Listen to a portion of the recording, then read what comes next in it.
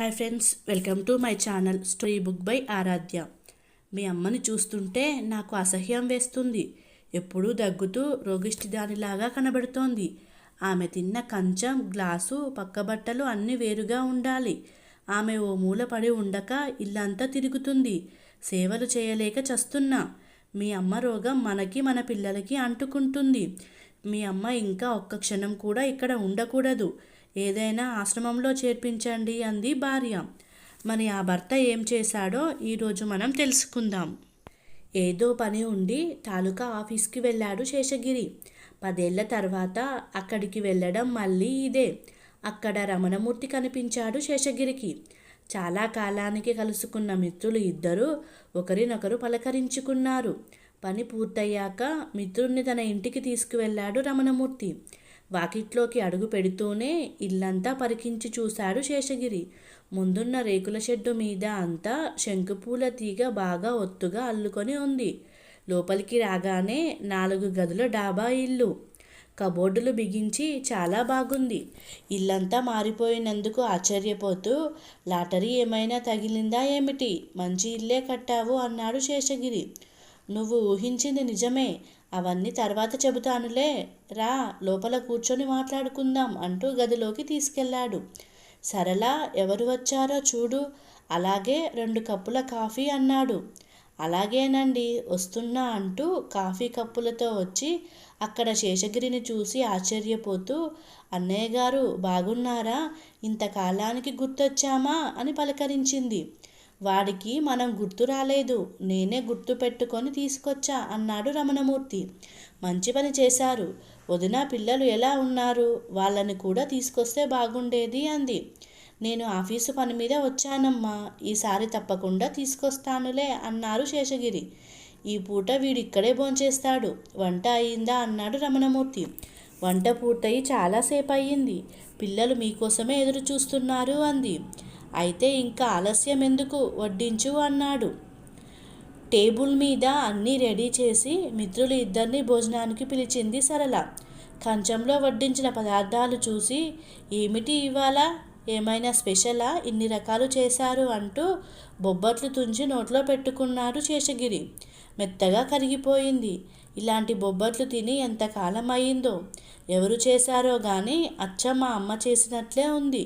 బొబ్బట్లు చేయడంలో మా అమ్మతో ఎవరూ పోటీ పడలేరు, అంత బాగా చేస్తుంది అన్నాడు శేషగిరి ఆనందంగా. ఇది మా అమ్మ చేసిందిలే అన్నాడు రమణమూర్తి. ఆ మాటకు మరో ముక్క నోట్లో పెట్టుకుంటూ ఆగిపోయి, మీ అమ్మ నీకు చిన్నప్పుడే తల్లి చనిపోయిందని చెప్పావుగా అన్నాడు గుర్తు చేసుకుంటూ. చిన్నప్పుడు తల్లి లేదు కాబట్టే పెద్దయ్యాక దొరికింది. అంటే ఏమిటి, నీకు అమ్మ దొరికిందా? ఎవరికైనా బజార్లో వస్తువులు దొరుకుతాయే కానీ అమ్మ ఎలా దొరుకుతుంది? నువ్వు చెప్పింది వింటుంటే పిల్లల్ని మాయ చేసి ఏదో కథ చెప్పినట్టు ఉంది అన్నారు శేషగిరి ఆశ్చర్యంగా. కొంతమంది అమ్మని పారేసుకుంటారు, కొంతమందికి అమ్మలు దొరుకుతారు. ఇవాళ మా అమ్మ దొరికిన రోజు, అదీగాక మా పెద్దబ్బాయి పుట్టినరోజు. సందర్భాలు కలిసి వచ్చాయి, అందుకే ఈ స్పెషల్స్ అన్నీ అని ఏదో సస్పెన్స్ విడదీసినట్టు చెప్పాడు రమణమూర్తి. ఓహో, అదా సంగతి. పులిహోర, పాయసం, బొబ్బట్లు అదిరిపోయాయి అనుకో. ఇవి తింటుంటే మా అమ్మ గుర్తుకొస్తుంది అంటూ, ఎక్కడ ఉందో ఏమైందో, అసలు బ్రతికి ఉందో లేదో తెలియదు. ఈ వంటలన్నీ చూస్తుంటే అచ్చం మా అమ్మ చేసిన వంటలు లాగానే ఉన్నాయి అనుకుంటూ ఎంతో ఆనందపడుతున్నాడు శేషగిరి. మళ్ళీ తనే ఇన్ని గొప్ప వంటకాలు చేసిన మీ అమ్మను చూడాల్సిందే ఒకసారి అన్నాడు. దాందేముంది, తప్పకుండా. ఇంతకీ మీ అమ్మగారు ఎలా ఉన్నారు శేషగిరి? ఇంతసేపు అడగడం మర్చిపోయాను అని అన్న రమణమూర్తి ప్రశ్నకు గతుక్కుమన్నాడు మిత్రుడు. భోజనం మధ్యలో పొరపోయింది. కొంచెం మంచినీళ్ళు తాగి, అంత అదృష్టం నాకు లేదురా, ఈ మధ్యనే పోయింది అని గద్గద స్వరంతో చెప్పాడు. ఓ, ఐఎమ్ సారీరా, ఈ వంటలన్నీ మీ అమ్మే చేసిందనుకో. తృప్తిగా భోజనం చెయ్యి అంటూ మిత్రుణ్ణి సముదాయించాడు రమణమూర్తి. భోజనాలు పూర్తయ్యాక ఇద్దరూ ముచ్చట్లాడుకుందామని లోపలి గదిలోకి వెళ్ళారు. ఇప్పుడు చెప్పరా, తర్వాత చెబుతానన్నావు ఇందాక, ఏమిటా విశేషాలు అని అన్నాడు శేషగిరి. నేను ఈనాడు ఇలా ఉండటానికి కారణం మా అమ్మ. నా ఆస్తంతా కోర్టు తగాదాలో ఉండిపోయింది. అన్నదమ్ములు ఎవరూ పట్టించుకోలేదు. భార్య, 2 పిల్లలు, చాలీచాలని జీతంతో పోషణ భారమైపోయింది. వేన్నీళ్ళకి చన్నీళ్ళు తోడున్నట్టు సరళ కూడా స్కూల్లో టీచర్గా చేరింది. ఇద్దరం బయటకెళితే ఇంట్లో పిల్లల్ని చూసుకునే దిక్కు లేకుండా పోయింది. పిల్లలిద్దరూ సాయంత్రం పూట స్కూల్ నుంచి వచ్చి ఇంటి బయట ఆడుకునేవారు. వాళ్ళిద్దరిని సరళ తన స్కూల్లోనే చేర్పించింది. 4 ఏళ్ల క్రితం బాబు పుట్టినరోజు నాడు పండ్లు పంచిపెడదామని మాకు దగ్గరలో ఉన్న వృద్ధాశ్రమానికి వెళ్ళాం. అక్కడ అందరూ కొడుకులు వదిలేసిన తల్లిదండ్రులు అనాథలే ఉంటారు. విజిటర్స్ వచ్చారంటే తమ అందరి కోసం వాళ్ళకి ఏమైనా తెస్తారని ఆశగా ఎదురు చూస్తుంటారు. ఆ వృద్ధులు అందరికీ పండ్లు పంచిపెట్టి తిరిగి వెళ్ళిపోతుంటే ఒక పెద్ద మనిషి ఒక ఆమెను వెంటబెట్టుకొని వస్తూ మమ్మల్ని చూసి ఆగి, మీరు ఆ వృద్ధాశ్రమంలో నుంచి వస్తున్నారనుకుంటాను, ఏమనుకోకుండా కాస్త ఈమెని అందులో చేర్పించి పుణ్యం కట్టుకోండి అన్నాడు. రాజమండ్రిలో కనిపించింది. గోదావరిలో దూకబోతుంటే రక్షించి వెంటబెట్టుకొని ఇక్కడికి తీసుకువచ్చాను అంటూ చెప్పుకొచ్చాడు. ఆమెను చూడగానే ఆశ్రమానికి తీసుకెళ్ళి వదలాలి అనిపించలేదు. ఏదో అనారోగ్యం వల్ల కాస్తంత నీరసంగా ఉంది. సరళ నా వైపు చూసింది. మన ఇంటికి తీసుకెళ్దామా అన్నాను. ఈ కరువు రోజుల్లో ఒక మనిషిని పోషించడం మన వల్ల అవుతుందా ఆలోచించుకోండి అంది. చిన్నప్పటి నుంచి నాకు అమ్మ అంటే ఏమిటో, ఎలా ఉంటుందో తెలియదు. అమ్మ లేకుండానే పెరిగాను అని, ఏమ్మా మాతో వస్తావా అంటే మీకు బరువేమో అంది. మాకు ఉన్న దాంట్లోనే పెడతాం, అమ్మలాగా చూసుకుంటాను అన్నాను. పిల్లలు కూడా ఇష్టపడ్డారు.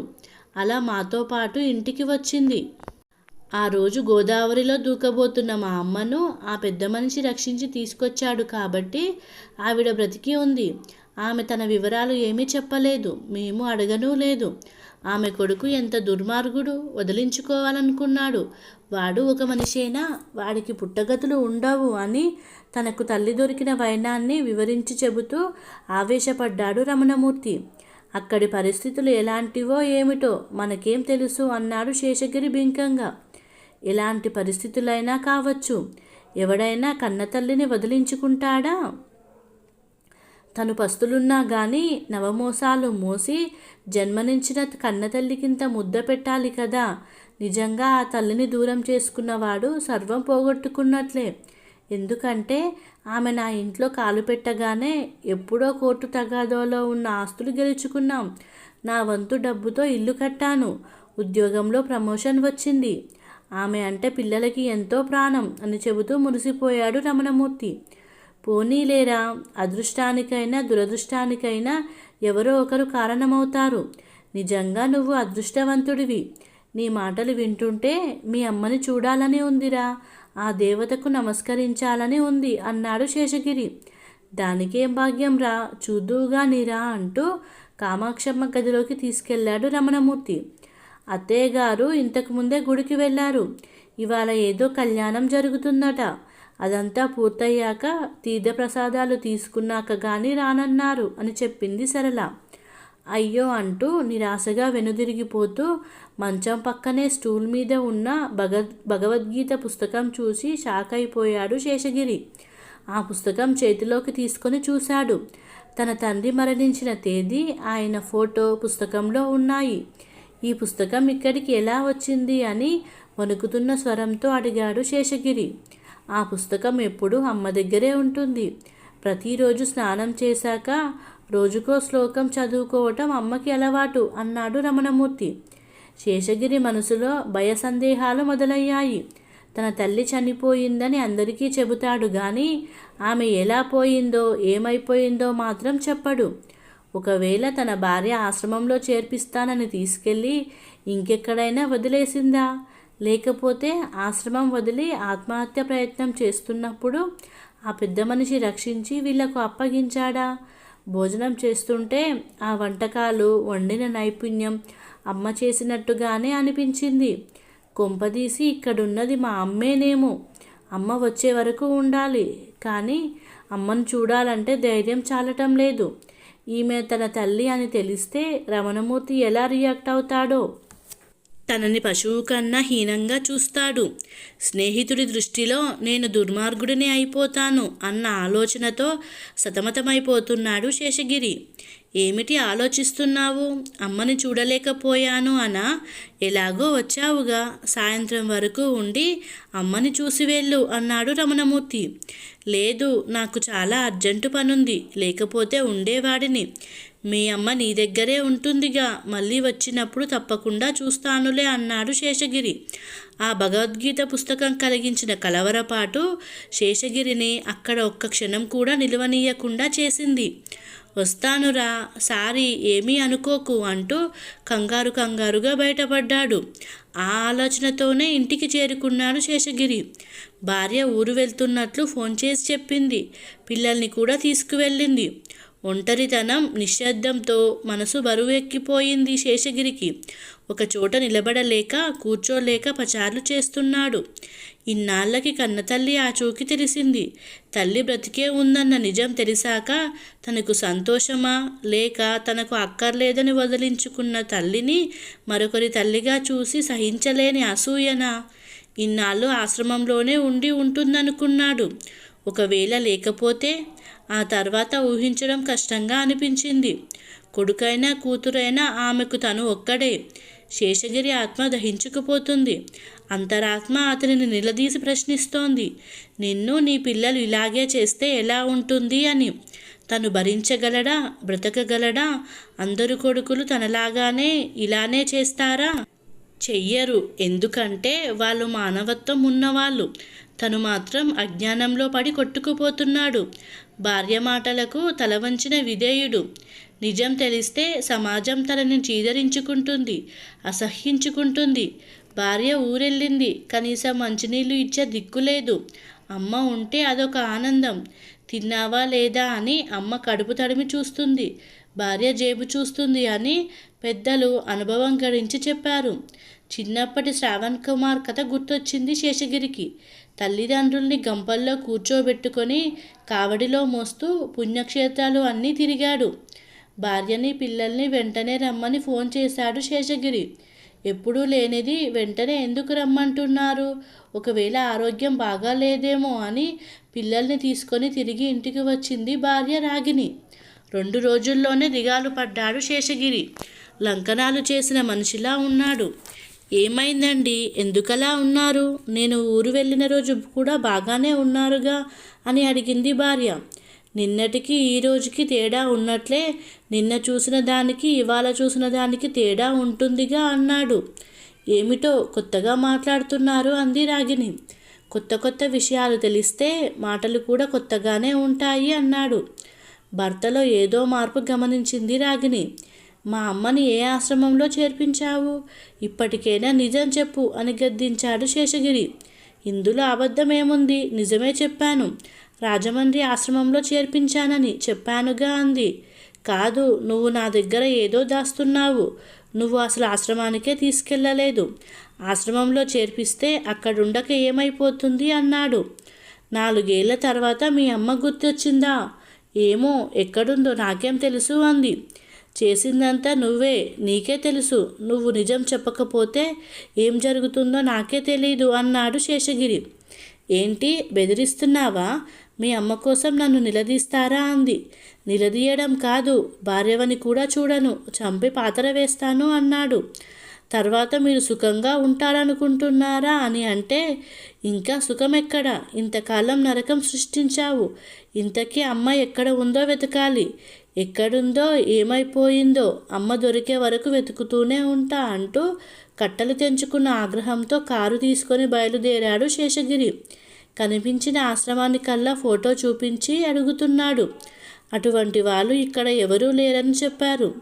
ఆ రోజు జరిగిన సంఘటన గుర్తుకొచ్చింది శేషగిరికి. భార్యాభర్తలు ఇద్దరూ కామాక్షమ్మ విషయంలో గొడవపడ్డారు.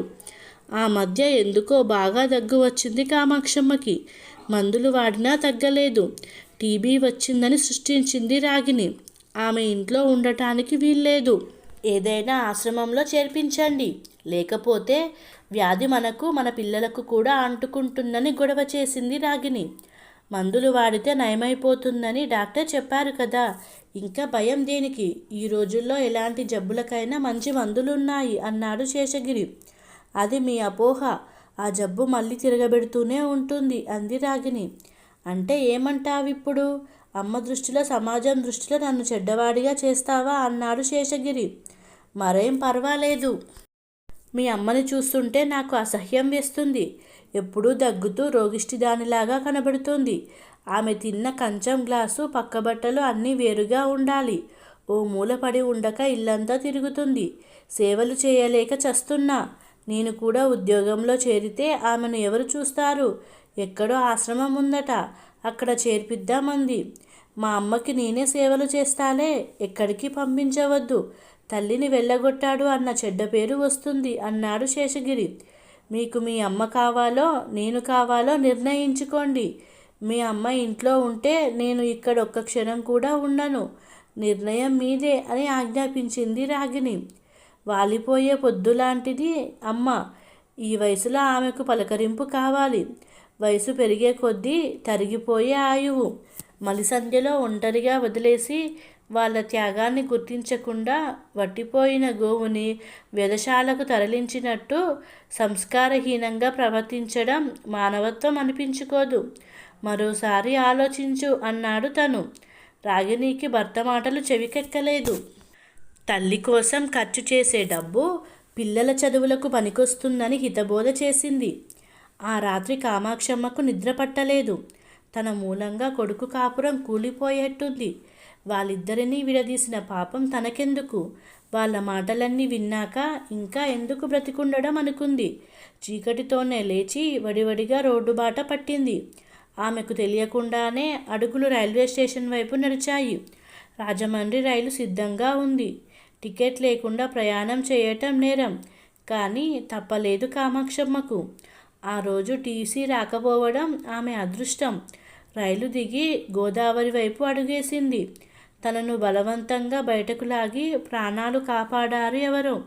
కామాక్షమ్మ ఇంట్లో కనిపించకపోయేసరికి మతి భ్రమించి ఎటో వెళ్ళిపోయిందని ప్రచారం చేశారు. కనీసం వెతికించే ప్రయత్నం కూడా చేయనివ్వలేదు రాగిణి. శేషగిరిరావు అనుమానం రుజువుకు కారణం దొరికింది. కారు స్పీడ్గా దూసుకుపోతున్నది. ముందు రమణమూర్తి ఇంటికి వెళ్ళాలి. మా అమ్మని నాకు ఇచ్చేయమని ప్రాధేయపడాలి. నేను చేసిన తప్పుకు ప్రక్షాళన చేసుకోవాలి. అమ్మా, నన్ను క్షమించమని అడిగే అర్హత కూడా లేనివాడిని. నా అసమర్థత వల్లే ఇలా జరిగింది. అమ్మలేని ఇల్లు చీకటి గుడే. సడన్ బ్రేక్తో అతడి ఆలోచనలు ఆగాయి. కారు ఆగింది. అడ్డంగా ఒక ముసలావిడ చేతిలో గుడ్డల మూటతో చిల్లర అడుగుతున్నది. కాస్తలో ప్రమాదం తప్పిపోయింది. ఆమె కొడుకు కూడా నాలాంటి దుర్మార్గుడై ఉంటాడు. అందుకే ఆమెకి ఈ గతి పట్టింది అని జేబులోంచి 100 రూపాయల నోటు తీసి కారు డోరు తెరిచి ఆమె పళ్ళెంలో వేశాడు. 100 నోటు చూడగానే ఆమె కళ్ళు ఆనందంతో మెరిశాయి. ధర్మప్రభువులు చల్లగా ఉండండి అంటూ దీవించి వెళ్ళింది. రమణమూర్తి పిల్లలు అదృష్టవంతులు. తన తల్లితో కథలు కబుర్లు చెప్పించుకుంటూ తెలియని విషయాలను నేర్చుకుంటున్నారట.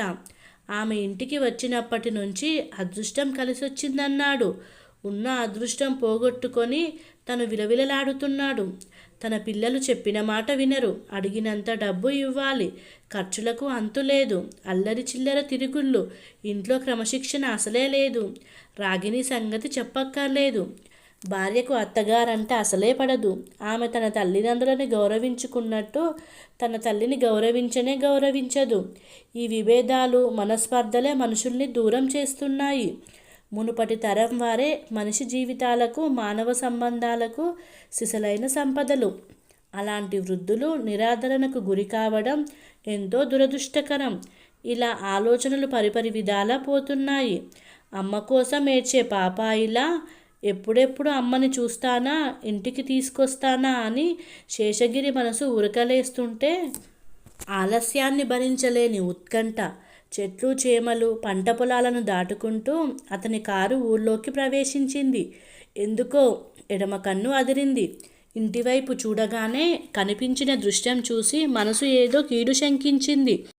అందరినీ తోసుకుంటూ ముందుకు వెళ్ళాడు. ఇంకేముంది, రమణమూర్తి భార్య పిల్లలు తన తల్లి శవం ముందు కూర్చొని ఏడుస్తున్నారు. ఎక్కడ నుంచి వచ్చిందో మహాతల్లి, ఇక్కడ రుణం తీర్చుకొని వెళ్ళిపోయింది, అదృష్టవంతురాలు అంటున్నారు అందరూ. శేషగిరిని చూడగానే సమయానికి వచ్చావు. అమ్మని ఆఖరిసారిగా చూడు. ఆ రోజు నువ్వు చూడాలనుకుంటే అమ్మ నీకు కనిపించలేదు. ఈరోజు అమ్మకి నువ్వు కనిపించవు. చూసావా విచిత్రం ఎలా ఉందో? అమ్మ నన్ను అన్యాయం చేసి వెళ్ళిపోయింది అంటూ శేషగిరిని పట్టుకొని బోరుమన్నాడు రమణమూర్తి. అమ్మ చనిపోయిందా? నోట్లోంచి మాటలు రావడం లేదు. గుండె నిండా దుఃఖం, గొంతు నిండా దుఃఖం. అమ్మ, ఎందుకు తొందరపడ్డావు? నేను మన ఇంటికి తీసుకెళ్లాలని వచ్చాను. నాతో రావటం ఇష్టం లేక పైలోకానికి వెళ్ళిపోయావా?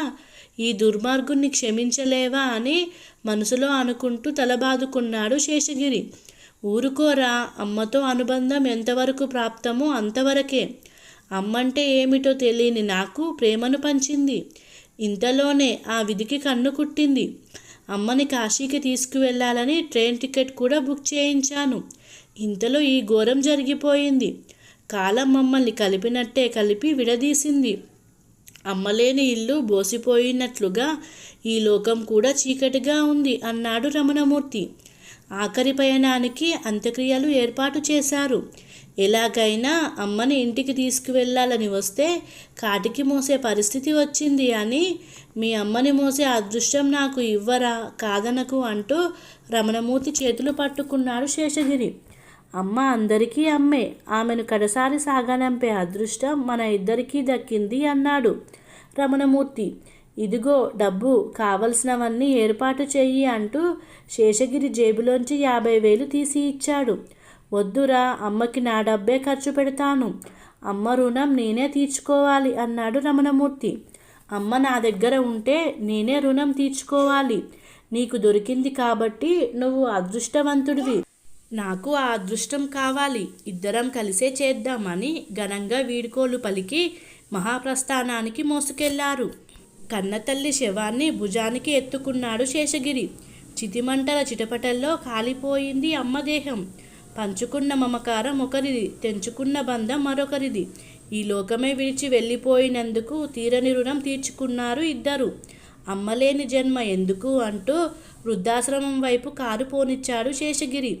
అక్కడ అమ్మలాంటి వారు ఎవరైనా దొరుకుతారేమోనని. కథ సమాప్తం. మీకు కనుక ఈ కథ నచ్చినట్లయితే ఈ ఛానల్ని సబ్స్క్రైబ్ చేసుకోగలరు. Please subscribe.